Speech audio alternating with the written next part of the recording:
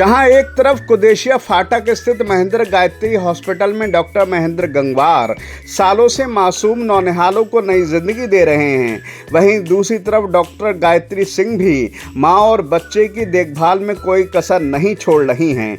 इसी क्रम में डॉक्टर महेंद्र गंगवार और डॉक्टर गायत्री सिंह के होनहार बेटे और शहर के होनहार सर्जन डॉक्टर कुशांग्र सिंह भी माता पिता के नक्शे कदम पर चलते हुए लेप्रोस्कोपी एंडोस्कोपी सर्जरी में नए नए आयाम लिख रहे हैं और बरेली में बेहद ही आधुनिक गैस्ट्रो कोलो एंडोस्कोपी लाने के साथ पेट से जुड़ी बीमारियों को ना ही समय रहते पकड़ रहे हैं बल्कि आयुष्मान योजना से भी मरीज को लाभ पहुंचाते हैं।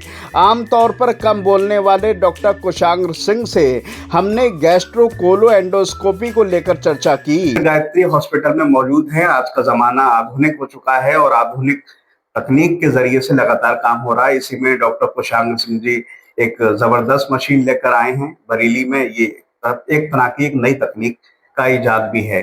कोलो एंडोस्कोपी मशीन बोलते हैं इसको। इसमें मुंह के रास्ते भी और लैट्रिन के रास्ते भी तमाम तरह की जांचें और तमाम चीज हो सकती हैं। अब क्या क्या इसमें फायदे हैं, मरीज को क्या फायदे मिलते हैं, वो सब डॉक्टर साहब सही समझने की कोशिश करेंगे, क्योंकि पेट की जो दिक्कतें हैं, जटिल जो होती हैं, खासतौर से जो समझ में नहीं आती, उसको हम जांच के जरिए से समझ सकते हैं और इसमें इस मशीन का बहुत बड़ा यूज होता है।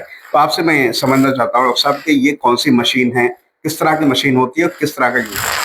ये बेसिकली एंडोस्कोप है ना। एंडोस्कोप का मतलब कि आप किसी भी चीज में कैमरे की मदद से देखते हैं।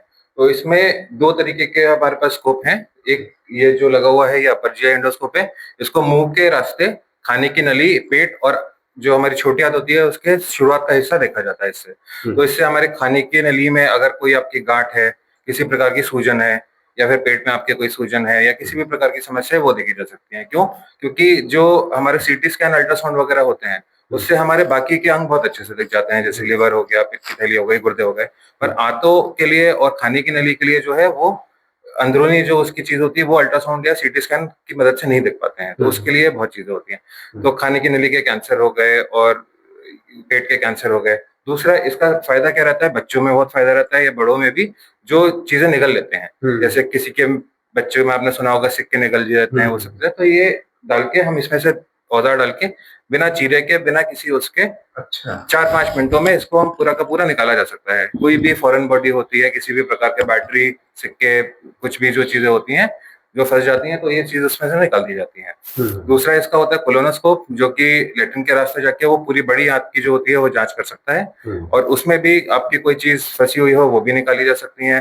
बाकी जिनको लंबे समय से ऐसी दिक्कतें होती हैं कि पेट की समस्या है, दस्त लगते हैं, कभी कॉन्स्टिपेशन होता है, कभी कुछ होता है, पर सीटी स्कैन, अल्ट्रासाउंड सब नॉर्मल आता है, तो उन सब चीजों में जो है कोलोनोस्कोप जो होता है अंदरूनी, उसमें काफी सारी ऐसी बीमारी होती है जो सीटी स्कैन पे नहीं दिख पाती, तो उसमें वो बहुत मदद करता है। बायोप्सी वगैरह आप ले सकते हैं, ये सब भी कर सकते हैं। ये इन सब चीजों का बहुत फायदा है। अब ये आखिर बताइए, जो सबसे इम्पोर्टेंट है कि टाइमिंग आपका क्या रहता है, क्योंकि अब आपकी वीडियो देख के आपके पास लोग पहुंचे, लेकिन आपका समय क्या रहता है? जनरल सर्जन का बड़ा भागदौड़ भरी लाइफ होती है, तो कैसा टाइम मिल जाता है? देखिए, इमरजेंसी में तो मैं 24 घंटे अवेलेबल रहता हूँ। बाकी जो मेरे ओपीडी टाइमिंग्स हैं वो क्या कहते हैं 11 बजे से लेकर दिन में 3 बजे तक रहते हैं और शाम के जो है 8 बजे से लेकर 9 बजे तक के रहते हैं।